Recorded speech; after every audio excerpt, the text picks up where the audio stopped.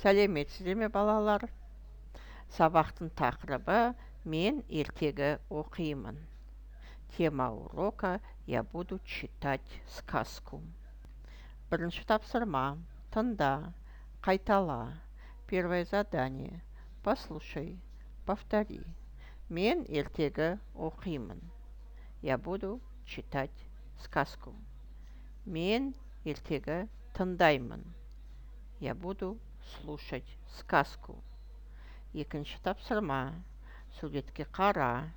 Сұраққа жауап бер. Белгіле. Второе задание. Посмотри на картинку. Ответь на вопрос. Отметь. Сен не істейсің? Что ты будешь делать? Үшінші тапсырма. Суретке қара. Сұраққа жауап бер. Белгіле. Третье задание. Посмотри на картинку. Ответь на вопрос. Отметь. Бұл қандай ертегі? Это какая сказка? Қасқыр мен түлкі. Волк и лиса. Бауырсақ. Колобок. Піл, керік, қоян. Слон, жираф, заяц. Төртінші тапсырма. Боя. Четвертое задание.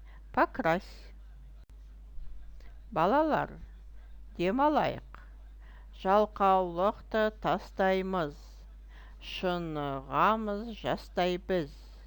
Ырғағым мен әуеннің жаттығуды бастаймыз. Кәне балалар, тұрайық.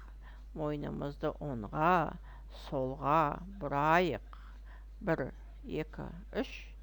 Жинап алдық күш. Сабақ аяқталды. Сау болыңдар балалар.